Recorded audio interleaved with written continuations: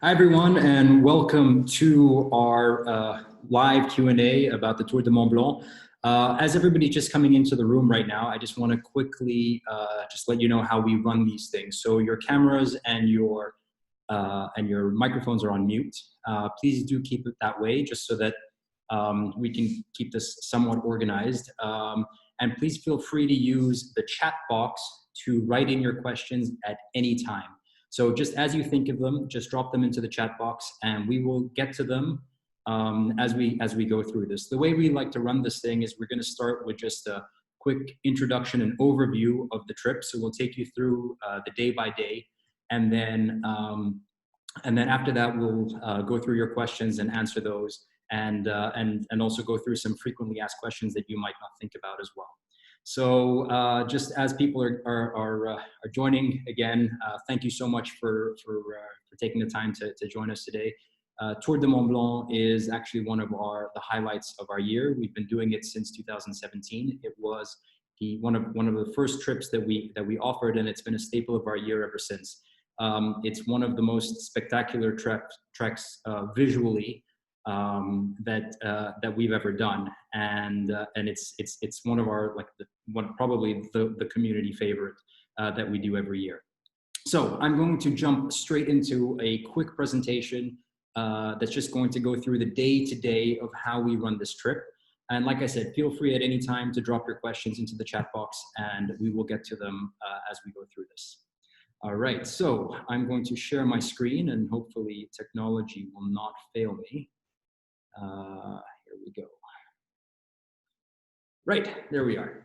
So Tour du Mont Blanc. We typically do the Tour du Mont Blanc in September, and we find that that's the best time to do it because it's still summertime, so we still have the summer weather, which is actually getting longer and longer in the Alps these days.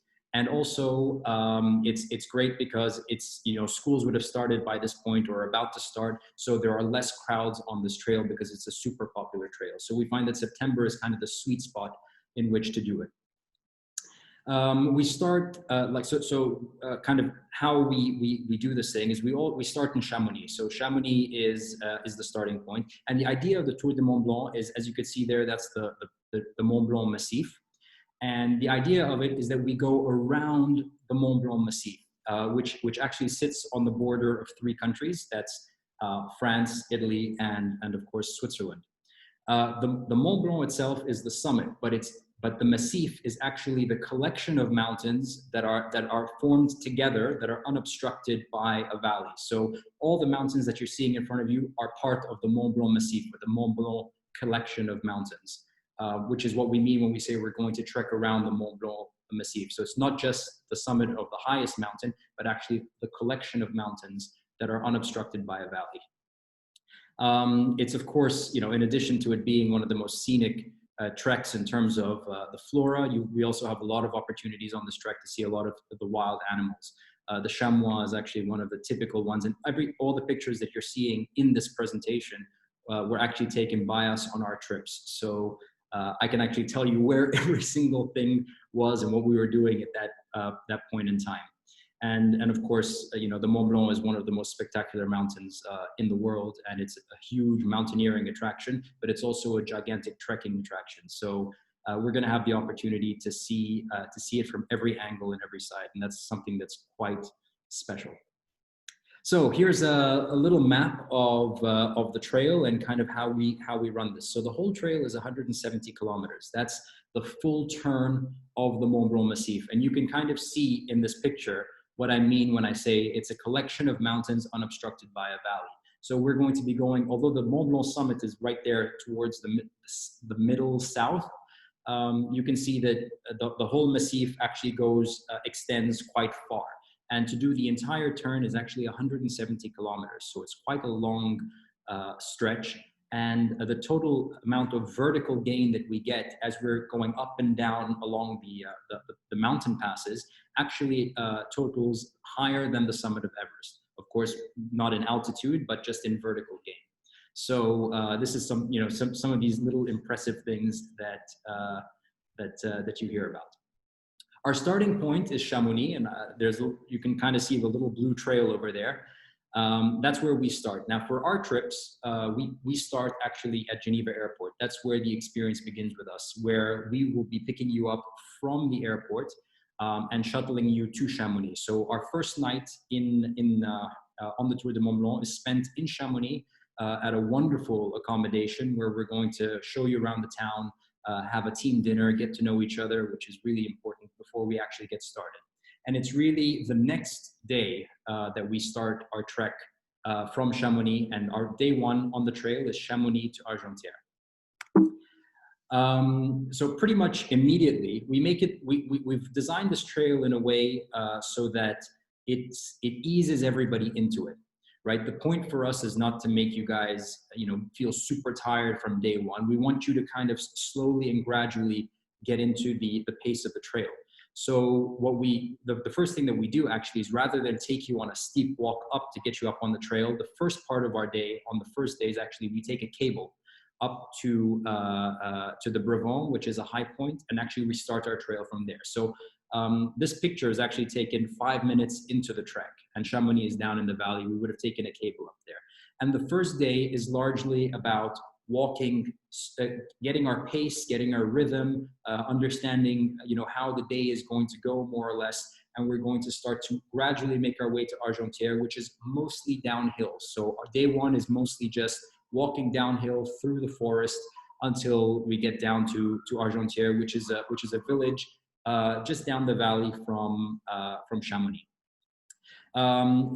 So breakfast is usually at the accommodation. So every morning we're going to wake up, we're going to have breakfast. So on day one, it would be in Chamonix.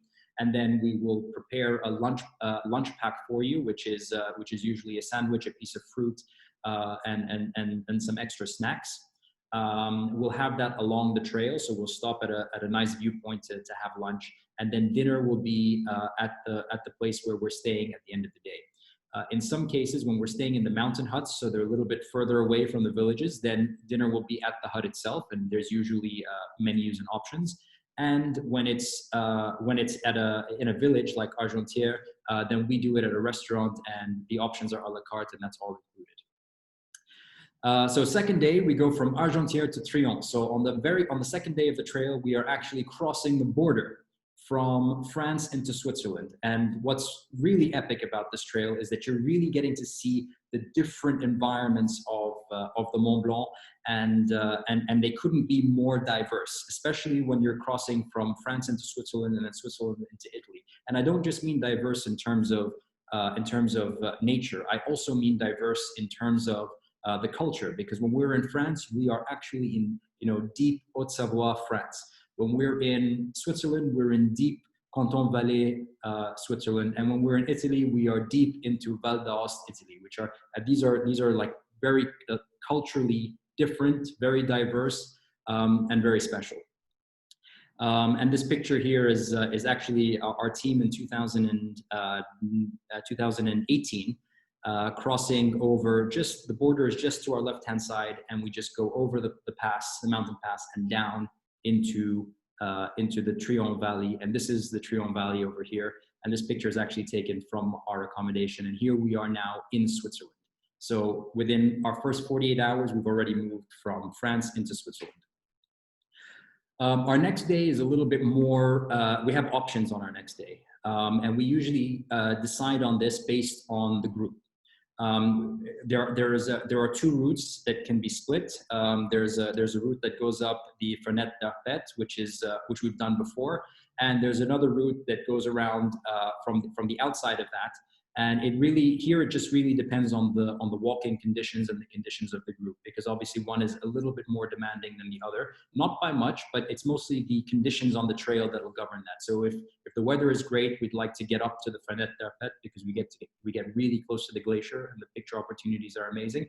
But also, if that's not possible, we can take the other trail and we get spectacular views of the Rhône Valley and all the way down into Martigny and deep into Switzerland, which is quite spectacular. So this is the trail for that day, and you can see already that we're completely different to where we were on the previous day. So here you've got the massive glacier, the Glacier du Trient, which is coming down. You've got this huge contrast between the deep lush forest and the big glaciers of the higher altitude environment. So it's really something that's actually quite spectacular, and you'll have the opportunity to see all of this as we make our way. And this down here is the Val d'Arpet, which is where we spend our second night inside Switzerland. It is right adjacent to Chapieux, which is the big checkpoint on our way there.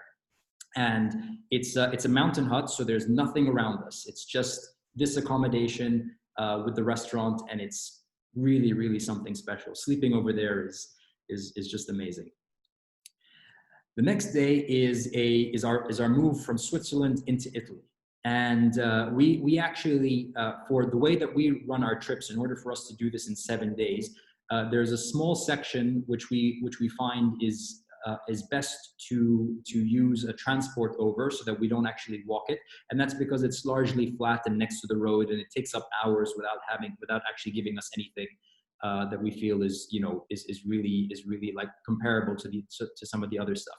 So we take a bus from Chapieux to La Folie, that's private transport, and then we start to walk from La Folie over to Courmayeur. And Courmayeur is, of course, the Chamonix equivalent on the Italian side of the mountain. This is a spectacular day because we get to see the Himalaya side of the Mont Blanc. So on the French side, you kind of see that the hills are quite gradual and they're quite smooth. On the Italian side, you can see the wall on the right-hand side over there. It's just very big. It's very dramatic. And that's why they call it the Himalaya side of the Mont Blanc. It's something quite spectacular.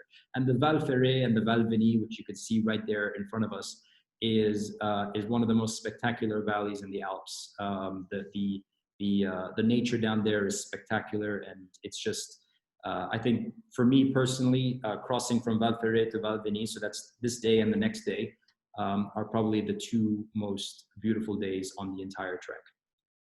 And when we're crossing over from Switzerland into Italy, here we are at the Grand Col Ferret, which is typically it's the high point on the trail. So it's over 2,500 meters, and that's roughly the highest point that we're going to reach on this trail.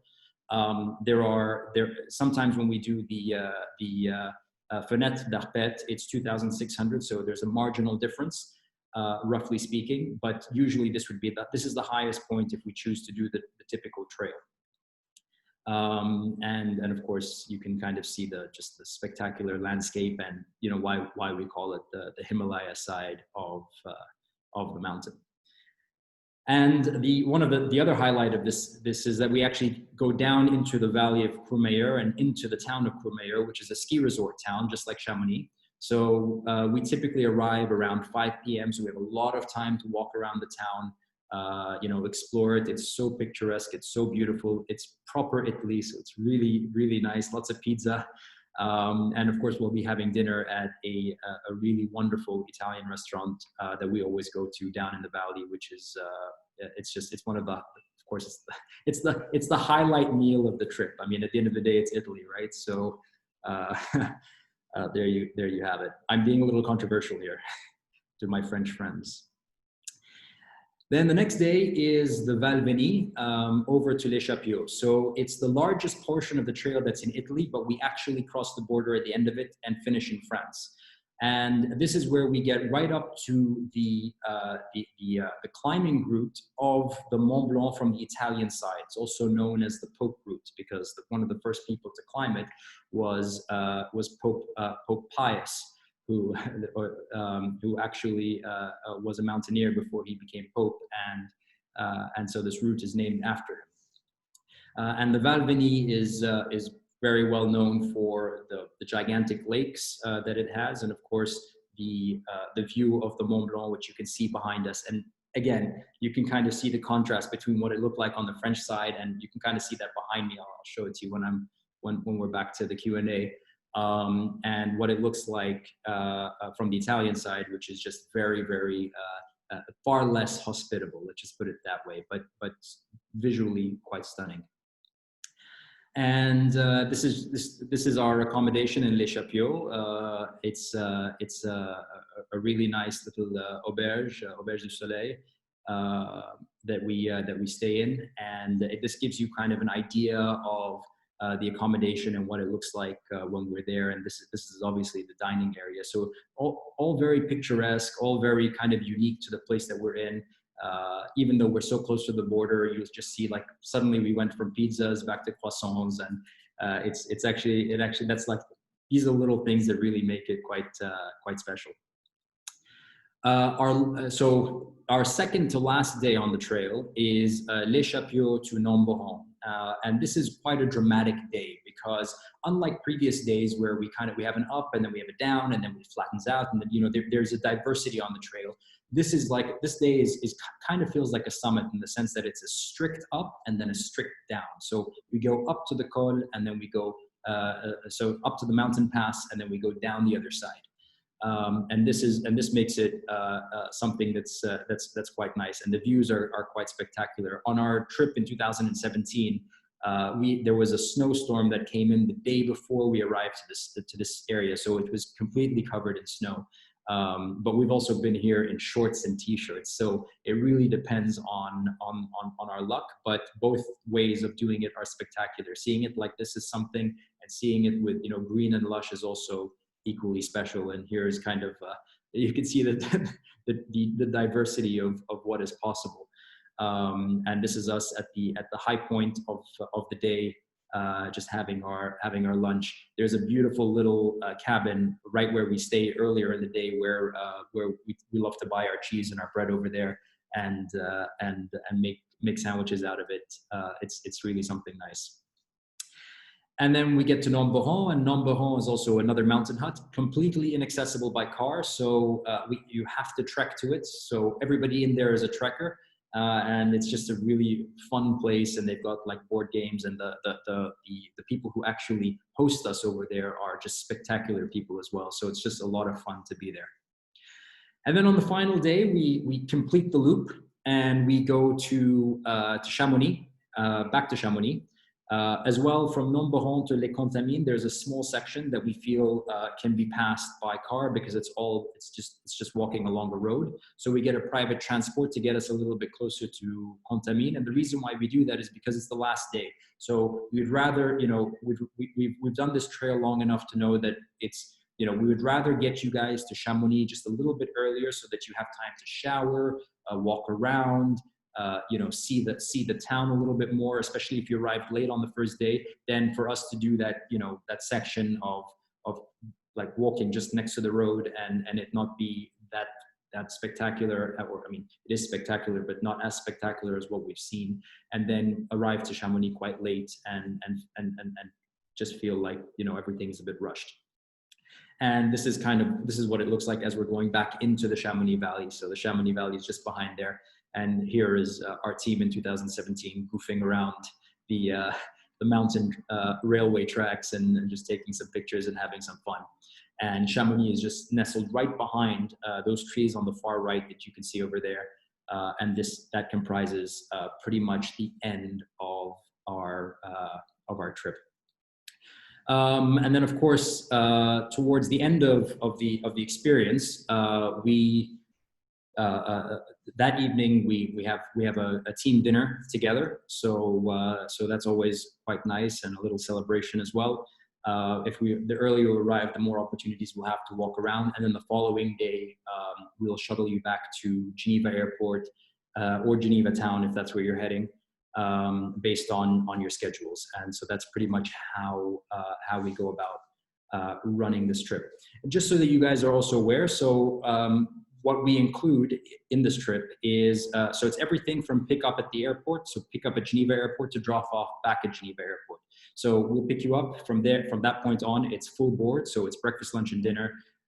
It's of course the trekking. It's of course the accommodation at every spot that we stop at. All the packed lunches. All of that is included in what we provide. So I'm going to turn to some of your questions now, and we'll get into that. So just feel free to, if you want to private message me your questions, please do. If you are comfortable and you just want to, drop it in the general chat, that's completely fine as well. So I'm just going to, and what I'll do is I'll read out the question without naming names so that everybody knows what I'm answering. Right, so question here is, what is the level of difficulty for this trail and what does that mean in non-mountaineering terms? Right, good. Let's throw the jargon out the window. This is an entry-level trail, so anybody can do this trail. It is not it is a demanding trail. It's a physically demanding trail, and what that means is that you're going to find that there are times where you need to exert yourself and to push yourself. But there's nothing that you should have done, or no prerequisites to joining this. And a number of people, actually, I would say probably 100% of people who've joined us on this trail specifically have been first timers. So they put on their trekking shoes literally for the first time with us in Chamonix, and they did their first trek with us in Chamonix. I think maybe with the exception of 2 people in the years that we provided this trail. I think that only 2 or 3 people have actually had any kind of trekking experience before. That isn't to say that somebody with trekking experience won't be fulfilled by this trail. You absolutely will, because it's just a spectacular trail. But you don't need to have any experience whatsoever. And we run it in a way so that people who are first timers feel comfortable. So the accommodation that we've selected, the food options that are available, our availability in helping you even do your shopping and getting your gear and providing you with a gear list that is also jargon free, so you understand what it is that you're purchasing. It's all designed so that you feel comfortable doing something like this for the very first time. So I hope that answers your question. It is a personal challenge, okay, but it isn't something, it isn't like, it's a very doable challenge, is what I'm trying to say. For anybody. Right, so how does one train for this? I've never gone on a hike before, apart from a very, very basic one. Okay, cool. So let me start with how to train for this. So trekking in general, and whether it's Tour du Mont Blanc or Kilimanjaro or Machu Picchu or whatever it is that you end up going for, you'll find that it is mostly a mind over matter game. So what that means is that the first step to actually doing something like this is to want to do it. Because if you're doing it for because somebody told you to, or because somebody's dragging you there, then you're not going to see the point of exerting yourself in order to do this. So key ingredient for me is wanting to do it, because you'll see people with 6 packs who don't see the point and kind of exit at some point, and you'll see people with beer bellies from their chin to the floor, and they're doing it every day and they're loving every moment of it and they're just going for it. So fitness of wanting it, so the mental element of wanting it is I think the key to getting started. After that, what we do is we provide you guys with a fitness program which you can easily incorporate. So for these kinds of trips, it's great if you set it as a fitness goal and you want to use this as an opportunity to get a personal trainer and get into the zone, and that's a great way to do it. But alternatively, we provide a program that you can easily do at home, that you can easily just incorporate into your day, which focuses on the key things that we feel are important for you as a trekker to just get to engage, so that it feels comfortable when you're walking. And that for us is of course the core, because the core is what holds it all together. So it holds your legs, it holds your back, it holds your shoulders, all of that. So there, no amount of bicep curls is going to make up for it when your back starts to hurt. And the way to prevent that from happening is to focus on your core. So part of that fitness program that we provide is quite core centric, and we don't mean crunches. It's more like planks. It's more like training your body to hold itself. And those, these isometric exercises we feel are kind of the best way to go when it comes to planning for, from a fitness perspective when it comes to these things. Of course, that doesn't mean that if you're already doing stuff that's cardio, that's or strength training or whatever it is, then keep doing it and just incorporate what we provide you into your routine, or speak to your personal trainer about incorporating elements of this into your routine. You don't need to stop what you're already doing. And if you're not doing anything at all, then of course, start to incorporate this slowly into your routine. We have a long time before this trip. It's it's 11 months out. So you have a lot of opportunities, and we would also love to, get on a one-to-one phone call and speak about your particular circumstances if there's something that that is particular to you that you're concerned about. And there's another kind of a follow-up to that question is, okay. Okay, so how does this work with COVID? And yeah, okay, great question. So with COVID, we follow British government guidelines, which is and we have our protocols, which we've sent, which are part of the guidebook. So of course, if somebody is, so obviously you need to follow we follow the rules of the country that we're in, but as well, if somebody at any point is symptomatic or feels that they're symptomatic at that point, then we have protocols for that person to exit the trail and exit the group. Of course, this is a very fluid and a very moving part in travel, and the rules that are currently in place today were not the rules that were in place 2 months ago, and are not the rules that are going to be in place 4 months from now. So what we do is we constantly provide you with what the protocols are, what we're doing to make sure that our trip is COVID secure. And of course, as that gets updated, we're going to send that over to you. On this trip, there are no tents. So we are staying in accommodation, and the accommodation in Switzerland, France, and Italy follows COVID protocols, strict COVID protocols, and we select our accommodation based on the strict COVID protocols that are followed. And that would cover when where we're sleeping and where we're eating, which are the times in which we are in enclosed spaces. Once we are out on the trail, then you're out in the open, and over there the restrictions are far less, because obviously the chances of transmission in the summer months in the open air is quite slim, especially with a small group like ours. So that's just that would be something to consider, but we'll keep you up to date, and I hope that answers your questions. Okay. Are there good question. So are there is there anybody there to help carry the bags? On this trip, the answer is actually no. But I'll before you run away and get scared of that, I'll explain very quickly. So on this trail, you don't actually need to carry at any point more than 6 kilos of stuff, and that includes your water. And we will be very, very meticulous with you, especially when you arrive on the first night in Chamonix, to help you make sure that you've got exactly the right amount of stuff in your bag. Everything that you need for the entire week should fit in a 30-liter backpack, which is about that big. So it's not, and so here we're talking about your, your extra clothes, your warm layers, and of course your snacks for that particular day. You don't need, and because we're always going to be close by to a village, and we're always going to be providing you guys with day packs that come with snacks, there's no need to carry kilos and kilos and kilos of dates in your backpack and have that on your back. So just don't worry too much about that. We've done this trip so many times. We know exactly what you're going to need in your day pack and what you don't need in your day pack. And this is always a point of contention between everybody, that like, how am I going to fit everything? And trust me, you will. And in our guidebook and our gear list for this trip provides you with exactly the number of each item that you need for this trip. So if you follow that, you'll find that actually you are even less than 6 kilos in your backpack, probably much less.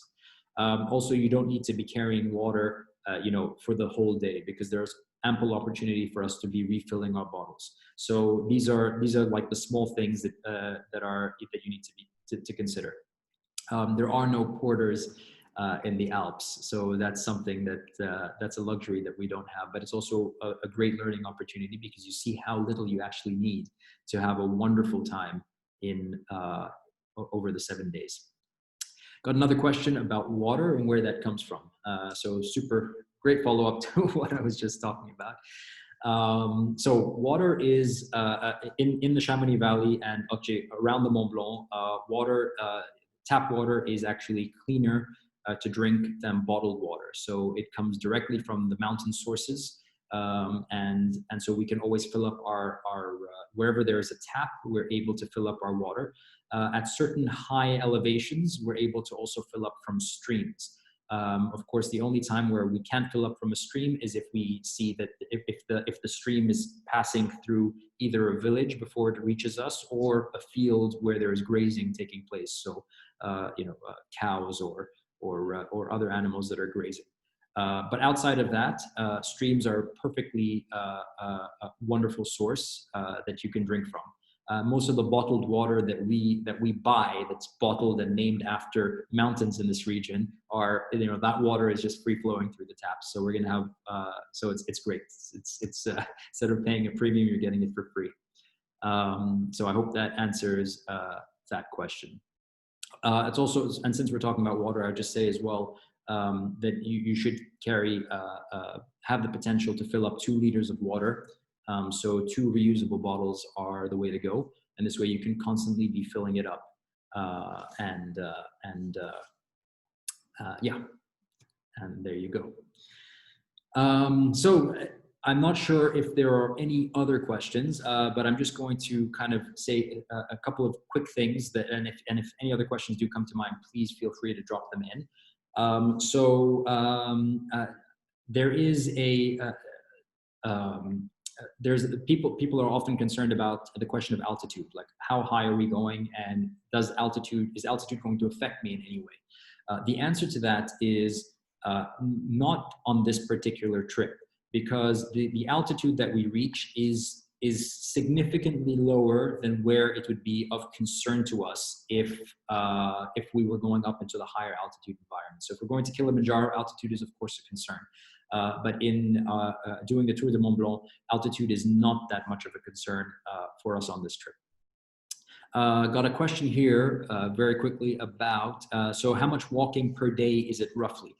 It varies from day to day. The longest day on the trail is actually day 3. That's the day where we go from Trion to Chapieux.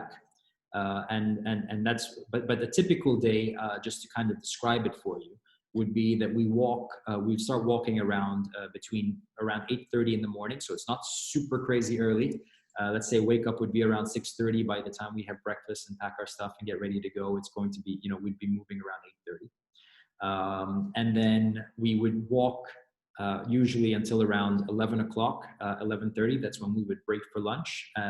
Usually we find quite a scenic place. Of course, we'd also be taking breaks and photo opportunities along the day. So it's not like a, we're not walking militarily, but we will be, progressing along the trail. And then we tend to arrive at our accommodation between 4:30 and 5 o'clock every day, roughly speaking. So that means that I would say we're walking, about 3 hours in the morning, and then about 3.5, 4 hours in the afternoon, maybe 5, depending on the day. So there you have it. But it's with ample braking, lots of stopping, lots of photo opportunities, and the pace that we walk at is one in which you're able to carry out a conversation with the person that you're walking next to. That's how slow we go. We're not there to march you through this. We want to enjoy it as much as possible, and we've also designed where we stop and where we have our accommodation in a way so that we're able to do this trail like that and not fall behind. I hope that answers your question. Okay, so accommodation, private, private or shared. And I also have another question as well about whether or not it's possible to have your own room. Right, so the default is that it's shared. So it's 2 by 2 for the most part. However, there are 3 nights in mountain huts where it is not possible, to have your own room.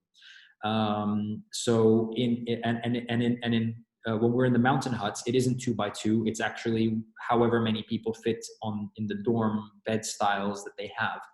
Of course, now with social distancing, the capacity is less in each room, but still, it's possible that we're going to be in a shared room all together, of course. And that's how it's designed. So in France and Switzerland and Italy, in the mountain huts and in mountain culture, you have a lot of the shared accommodation. And so that's it. Now but you also have to understand that when we're in the mountain huts, the rooms are not places where people hang out. So you go in, once you leave the restaurant, you go upstairs, you brush your teeth, and you just go into the bunk bed, sleep, wake up the next morning, walk out and do your thing, not even in the room. You do everything outside the room before you go in and after. And we would talk about this in more detail when we're together and how, like, what the etiquette in the mountain huts is. But but in Chamonix, in Courmayeur, so whenever we're in the big towns, having your own room is possible. And there's a single supplement that we have for this.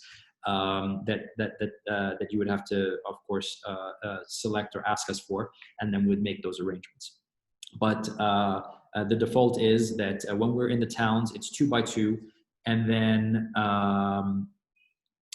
so it's 2x2, and then after that, it's possible that we're going to be in wider rooms with more of us together.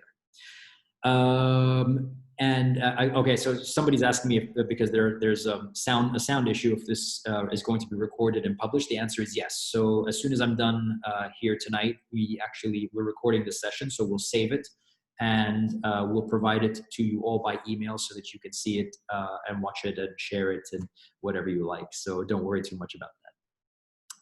Right. If there are any other questions, I'm going to just feel free to drop them. Otherwise, I'm going to just, as a kind of a final closing remark on this trip, I'd say that so the Tour du Mont Blanc is probably, it is always in the top 5. If there's a top 5 National Geographic or top 5 this, that, and the other treks in the world, the Tour du Mont Blanc always features there. And for good reason. You eat well, you sleep well, you walk well. The views are spectacular. It's really possible for anybody to do this trail, but it's also a real challenge and a real achievement. 170 kilometers is the total length of the trail. That's not a small number. Doing 8,000 meters or over 8,000 meters in vertical over the 7 days that we're doing this is not a small number. We're talking about higher than the summit of Everest in terms of vertical. So it really is an achievement, but it balances out between having the challenge of the trek, and then the comfort of the accommodation and the great food and the wonderful villages that we get to visit. I have a question, which is whether or not is there a more challenging trek that we offer with the same scenery? Look, Tour du Mont Blanc is a real challenge, right? So it isn't an easy trek, and I say that seriously. I know that we say that everybody can do it, and everybody can do it, but it is a serious undertaking. Of course, there are more challenging treks with spectacular views that are different. Off the top of my head, I would say the Salcantay Trail to Machu Picchu, which we do in June, is also it's a visually spectacular trip, and I would say probably slightly more challenging than this. Of course, there are the classics that we do in the Himalayas, like the Everest Base Camp and the Annapurna Base Camp, which I would say are more challenging. But I wouldn't say it's more challenging. Like I said, these trails are challenging. They're probably all equally challenging. But what balances the Tour du Mont Blanc out from the other trails is the comfort level that you get when it comes to where you're sleeping. When we're on a trail like Annapurna Base Camp, for instance, it's like the views are spectacular, right? But when we go back to our accommodation that night, we're staying in a tea house, which is a very basic accommodation in Nepal and the Himalayas, which is very remote. Whereas over here, we're staying in, a very picturesque Swiss mountain chalet. So the hot water is running all the time. The place is very well kept. The food is at a very high standard, probably higher than what we're even used to at home. So that's where the balance comes from. But in terms of challenge, I would say that all treks are that we offer in this range. So that's Tour du Mont Blanc, that's Annapurna Base Camp, Everest Base Camp, Salcantay Trail to Machu Picchu, among others. These are this is definitely they're all quite challenging. But yes, if I was going to go a level up from this, I would say, or one level up from this, I would say Salcantay Trail to Machu Picchu. If I wanted to go a level higher than that, I would say start looking at elevation, and there we're talking about Annapurna Base Camp, Everest Base Camp, Kilimanjaro. These are the ones that will take us a level higher, because what we're also missing on this trail, and I'm sorry if I'm kind of going a little bit far on this, but just to get my point across. One of the challenges on the big altitude treks is the altitude itself, which we don't have here. So the trail might be objectively similar, or maybe even identical, or maybe even easier. Like I would argue that the Kilimanjaro trail is easier than the Tour du Mont Blanc trail, but because we're talking about 5,000 meters of altitude as opposed to 2,500 meters of altitude, it's a completely different scale, and the altitude makes all the difference when it comes to the challenge. It's much more difficult the higher we go. So in that sense, I think it depends what you mean by challenge and what it is that you're looking for. But I'm happy to get on a call with you, and we can talk about exactly what it is that you're thinking about, and then we can kind of plot that course forward for you, and get you to where you want to go, and into the challenge range that will fulfill you, which is ultimately what we'd love to do. So there you have it. Guys, if there are no more questions, I just want to quickly thank you all for participating in this. Tour du Mont Blanc is like, it's a favorite for all of us. Nobody in the community who's done this trail hasn't like said that this was the best trail that they've ever done. It's the most spectacular in terms of views. And of course the balance is really there, and it's quite something nice for us. It's the end of we do this at the end of our Chamonix season, so it's something I really look forward to. It's the cherry on top of my year. So and I really hope to share it with you guys in the not too distant future. I know that 2021 seems far away, even though we're only 2 months away, but given this year, it just kind of feels like we're not going to get there, but we are going to get there. So, and I think that's more than anything, hitting the reset button and getting out there and fulfilling ourselves with these amazing experiences is really what I think this 2020 has taught me, at least personally. So, so having said that, I just want to thank you again, and looking forward to seeing you guys out there. Have a wonderful evening.